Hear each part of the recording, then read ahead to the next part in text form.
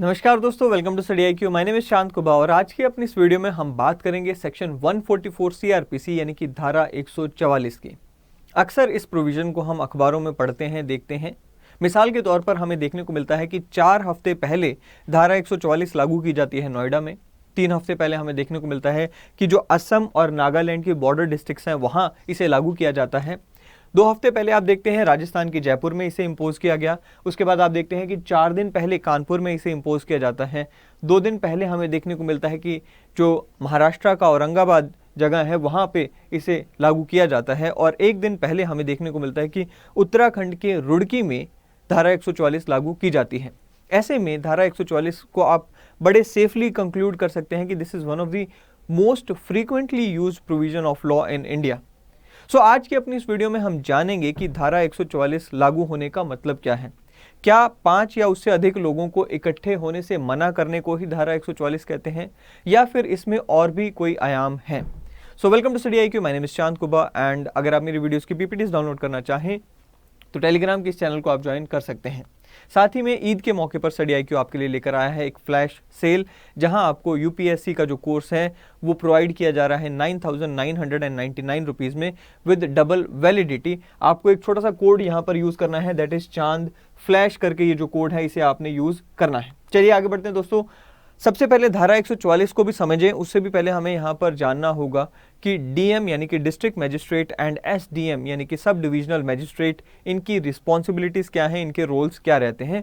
Because these are the 2 main players जो कि यहाँ पर 144 को लागू करने में रोल निभाते हैं। सो अगर हम बात करें डिस्ट्रिक्ट मैजिस्ट्रेट की तो यहाँ कहा जाता है कि he is the responsible person for maintenance of law and order in the district, यानी कि जो एक ज़िले में लॉ एंड ऑर्डर मेंटेन करने की या कानून व्यवस्था मेंटेन करने की जो रिस्पॉन्सिबिलिटी होती है वो यहाँ पर जो है DM की ही होती है।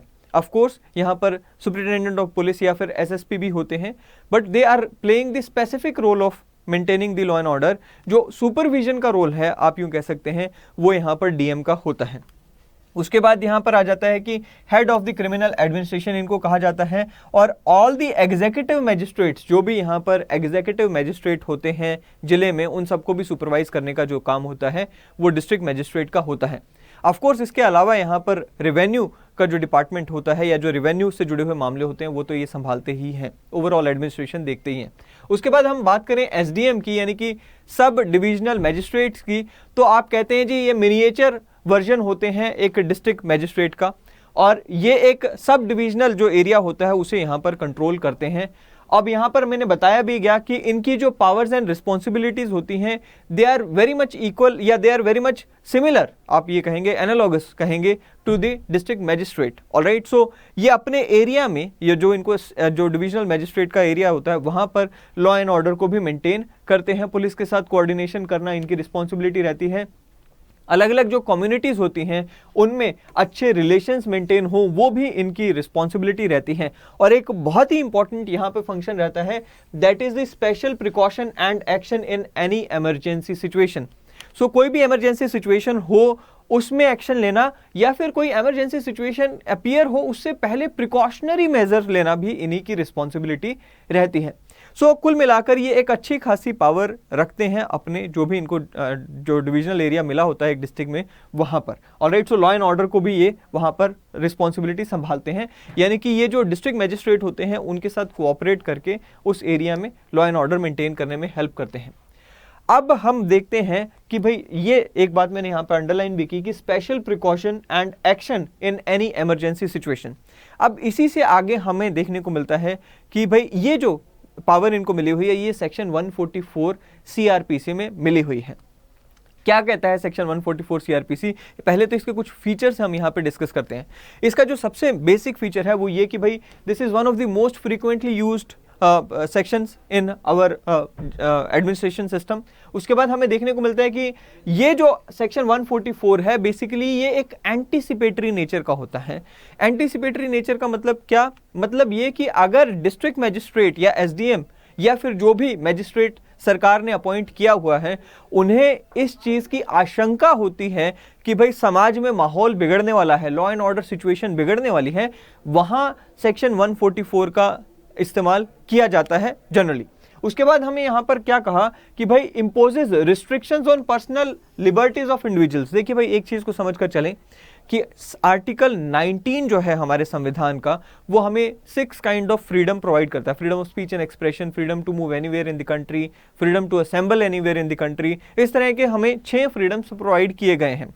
But at the same time article 19 में ही हमारे ऊपर जो है रीजनेबल रिस्ट्रिक्शंस भी लगाई गई हैं। यानी कि एक तरफ तो ये कहा गया कि भाई आप यहां पर फ्रीडम एंजॉय करते हैं, ये 6 फंडामेंटल फ्रीडम आपके पास हैं, but at the same time ये भी कह दिया गया कि ये जो फंडामेंटल फ्रीडम्स आपको आर्टिकल 19 में दिए जा रहे हैं ये एब्सोल्यूट नहीं है, इसके ऊपर रिस्ट्रिक्शंस लगेंगी, रीजनेबल रिस्ट्रिक्शंस लगेंगी। फॉर एग्जाम्पल आप कुछ ऐसा बोल नहीं सकते जिससे हमारे देश की संप्रभुता को खतरा पहुंचता हो या हमारे देश के जो रिलेशंस है दूसरे देशों के साथ उनको खतरा पहुंचता हो। आपको कहीं पे भी देश में जाने का अधिकार तो है, कहीं पर भी असेंबली करने का अधिकार तो है, यानी कि इकट्ठे होने का अधिकार तो है, बट अगर आपके वहां जाने से समाज का माहौल बिगड़ता हो, लॉ एंड ऑर्डर की सिचुएशन आती हो, तो आपको वहां जाने से रोका जा सकता है। सो वहां पर इन प्रोविजंस को इफेक्ट देने के लिए आप कह सकते हैं कि सेक्शन 144 काम आता है। उसके बाद कहते हैं जी एनी पर्सन, यहां पर 2 तरह के ऑर्डर्स यहां पे पास किए जाते हैं। पहला तो क्या है, किसी पर्सन को यहां पर आप कोई काम करने से रोक रहे हो, पहला काम तो ये होता है। यानी कि सेक्शन 144 की जब या धारा 144 की बात करें, हम जनरली क्या सुनते हैं कि धारा 144 का मतलब है कि 5 या उससे अधिक लोगों को इकट्ठे होने से रोक लिया। सिर्फ इतना ही मतलब नहीं है, ये सिर्फ एक आयाम है कि भाई आपने अनलॉफुल असेंबली होने से रोक दिया। सेक्शन 141 आईपीसी जो बात करते हैं अनलॉफुल असेंबली की, कि भाई 5 या उससे अधिक लोग जो है अनलॉफुल असेंबली का हिस्सा बनते हैं, आपने अनलॉफुल असेंबली होने से रोक दिया। यानी कि ऐसी कोई असेंबली, ऐसा कोई जमाव जहां पर जिनके इकट्ठे होने के बाद हमें लगता है कि लॉ एंड ऑर्डर बिगड़ सकता है, आपने उनको इकट्ठे होने से तो रोक दिया, but at the same time केवल यही नहीं है धारा 144, इसके अलावा भी आपने यहां पर बहुत ही वाइड पावर दे रखी है मैजिस्ट्रेट को, डिस्ट्रिक्ट मैजिस्ट्रेट को एंड एसडीएम को। क्या कहा कि भाई any person to withhold from doing a certain act.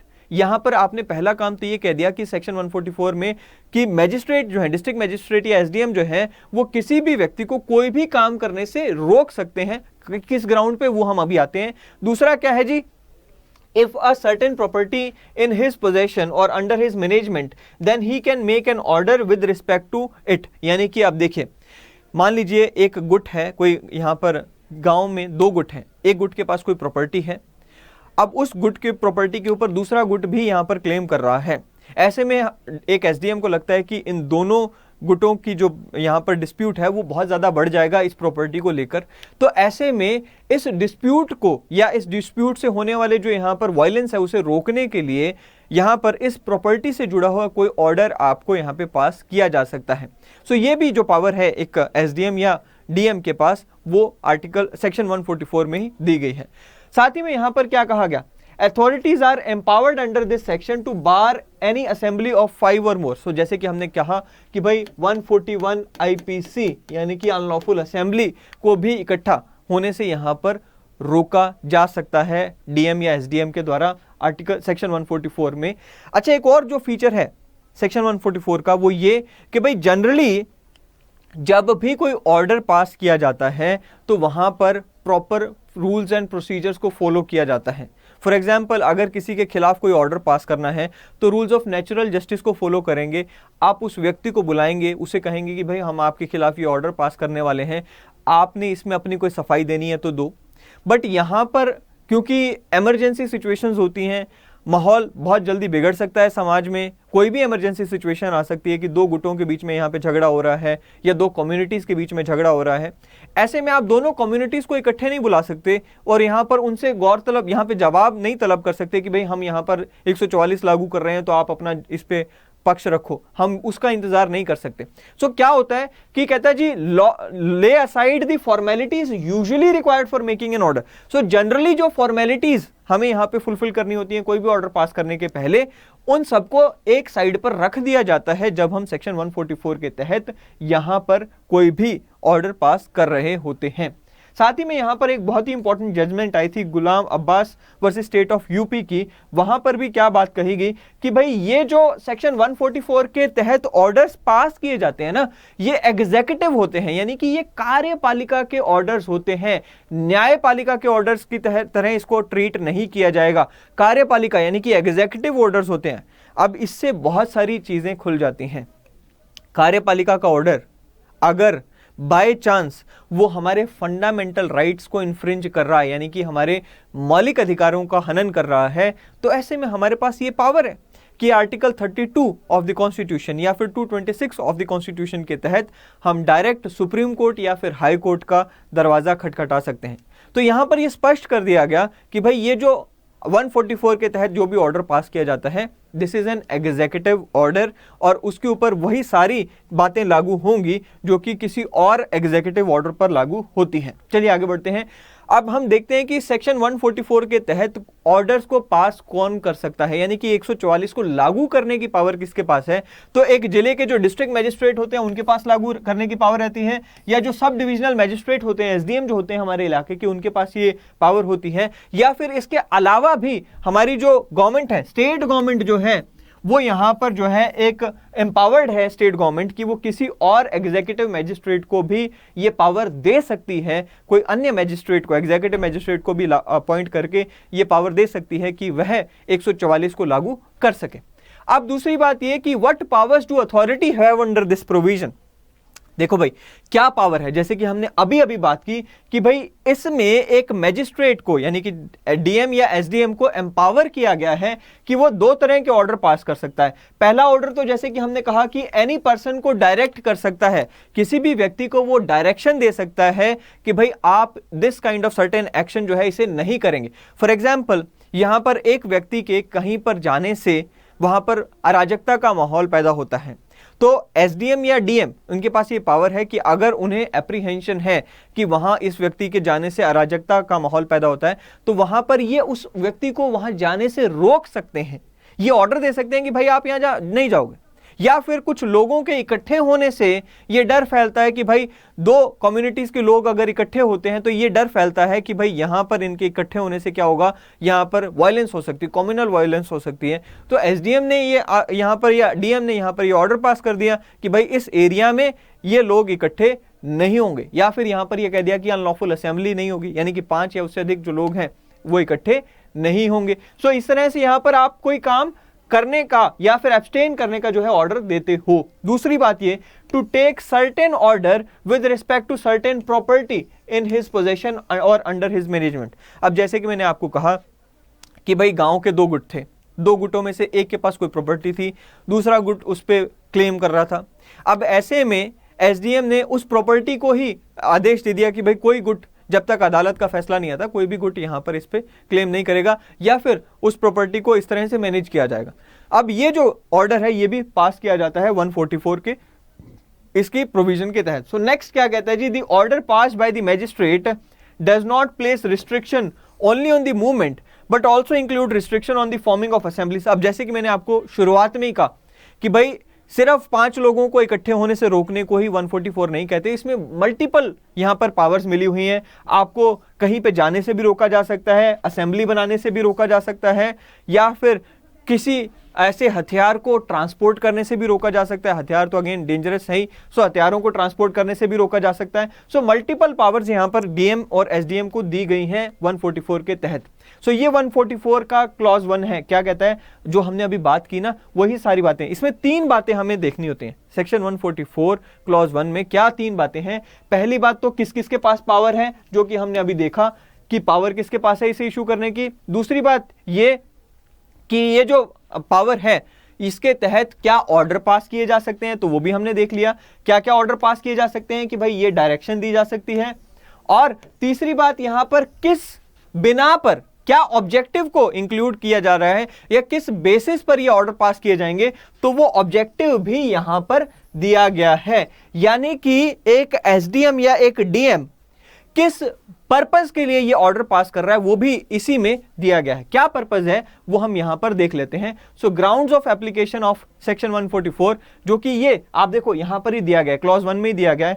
क्या है, कहता है जी which is likely to prevent और tend to prevent 1 obstruction, annoyance, injury to person lawfully employed or danger to human life, health, safety or disturbance to the public tranquility, riot और affray।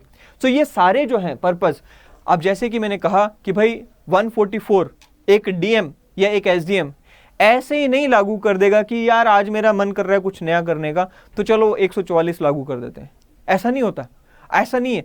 जहां पर ये आशंका हो, यहां पर आप देखेंगे भी कि सफिशिएंट ग्राउंड होना चाहिए। एक एसडीएम या डीएम जो भी ये लागू कर रहा है उसके पास एक सफिशिएंट ग्राउंड है कि भाई अगर मैंने अभी सेक्शन 144 नहीं लागू किया तो ये हो जाएगा। तो ऐसी सिचुएशन में 144 को लागू किया जाता है। सो यहां पर क्या क्या चीजें हैं, क्या क्या ऑब्जेक्टिव हैं। ऑब्स्ट्रक्शन यानी कि ऐसा अगर लग रहा हो कि भाई कुछ कम्युनिटी है या कुछ ग्रुप है, कुछ लोग हैं, कुछ शरारती तत्व हैं जो इकट्ठे होकर यहाँ पर लॉ एंड ऑर्डर का जो हमारी कानून व्यवस्था है उसको लागू होने में ऑब्स्ट्रक्शन पैदा कर सकते हैं या कानून को लागू होने में ऑब्स्ट्रक्शन पैदा कर सकते हैं, ऐसी जगहों पर सेक्शन 144 लागू किया जाता है। दूसरा है जी अनॉयंस, राइट। सो कहता है जी काइंड ऑफ सिचुएशन और पर्टिकुलर एक्टिविटी विच क्रिएट्स और tend to create atmosphere of hatred और वायलेंस अमंग्स द पीपल। ऐसी जगह पर लागू किया जाता है जहां पर दो ग्रुप्स के बीच में हेट्रेड या फिर वायलेंस क्रिएट होती हो किसी एक्टिविटी से। या फिर क्या है, injury to the person lawfully employed, अब कोई अपना काम कर रहा है, कानूनी रूप से अपना काम कर रहा है और वहां पर उसको खतरा हो, ऐसी सिचुएशन में भी यहाँ पर क्या उसको इंजरी का खतरा हो तो ऐसे सिचुएशन में भी 144 लागू की जाती है। Danger to human life, health and safety या फिर disturbance of public tranquility, riots and affray. Again riots and affray, बलवा या दंगा, हम ऑलरेडी एक अपनी वीडियो इस पर भी बना चुके हैं कि राइट एंड अफ्रे में क्या फ़र्क है, क्या डिफरेंस है, यानी कि बलवा एवं दंगे में क्या डिफरेंस है, उस पर भी हम अपनी एक वीडियो बना चुके हैं।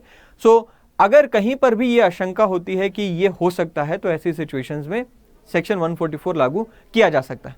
सो दूसरी बात यहां पर सेक्शन 144 के क्लॉज 2 में क्या कही गई है, कहता है जी an order under this section में in case of emergency be passed ex parte. अब देखो भाई एक चीज, जैसे कि मैंने अभी शुरुआत में भी कहा कि भाई ये एक ऐसा प्रोविजन है जिसमें हम जो नॉर्मल रूल्स ऑफ यहाँ पर नेचुरल जस्टिस होते हैं उसे हम साइड पर रख देते हैं। यानी कि हम यहाँ पर इंतजार नहीं करेंगे कि दो गुटों के बीच में लड़ाई होनी है जी, हमने 144 लागू करनी है, इनको इकट्ठे होने से मना करना है, पहले इनको बुला ही लो, ऐसा नहीं करेंगे। हम यहाँ पर ये देखते हैं कि भाई अगर उस व्यक्ति को मैंने बुलाने में यहाँ पे अपना समय जाया किया, इतने में तो दंगा फसाद वैसे ही फैल जाएगा। तो क्या करता है एसडीएम या डीएम, कहते हैं जी एक्स पार्टी ऑर्डर पास कर दो, यानी कि भाई उनको बुलाने की, उनको सुनने की जरूरत नहीं है, मुझे लग रहा है कि दंगा हो जाएगा, इतने में तो ऑर्डर पास कर दिया, 144 लगा दी, अब कोई इकट्ठा ही नहीं होगा, इस तरह से।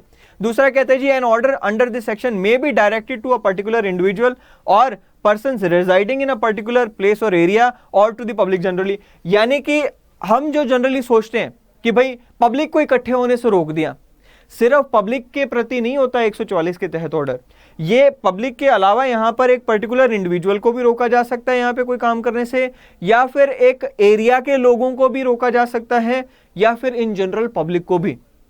सो एक वाइड स्कोप है सेक्शन 144 का। उसके बाद ड्यूरेशन, अब 144 का जो ऑर्डर होता है उसके तहत जो भी ऑर्डर पास किया जाता है कितने समय तक लागू रहेगा।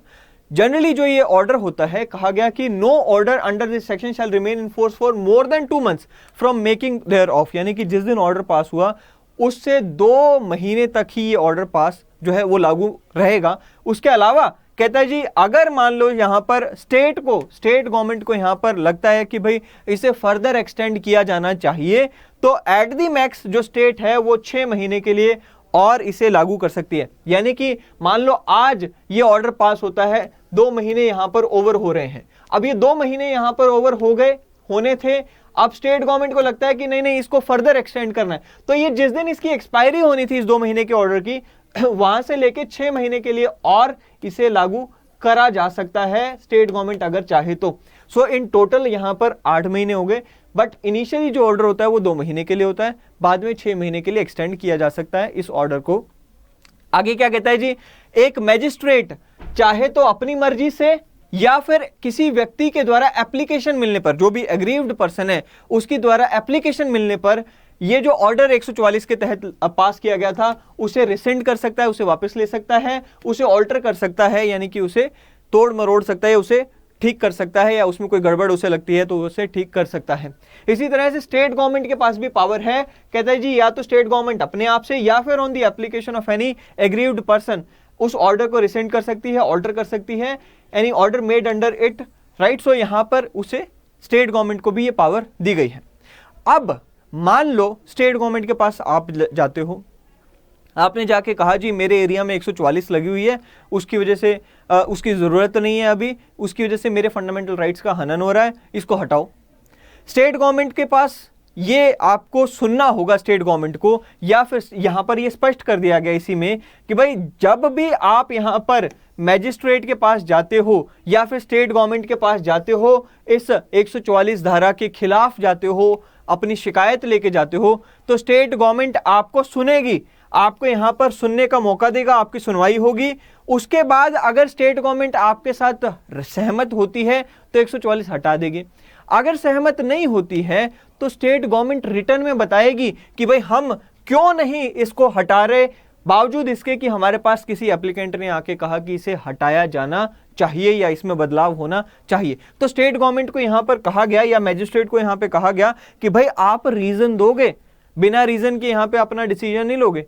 तो आपके पास अगर कोई व्यक्ति आएगा, यानी कि स्टेट गवर्नमेंट या एसडीएम के पास या डीएम के पास कोई व्यक्ति आएगा और कहता है जी इस ऑर्डर में बदलाव करो या इसे हटाओ, अगर स्टेट गवर्नमेंट या एसडीएम उसकी बात से सहमत नहीं है, उसे नहीं बदलाव करते उस ऑर्डर में या उसे नहीं हटाते, तो वह रीजन देंगे पर्टिकुलर कि भाई हम क्यों इसमें बदलाव नहीं कर रहे।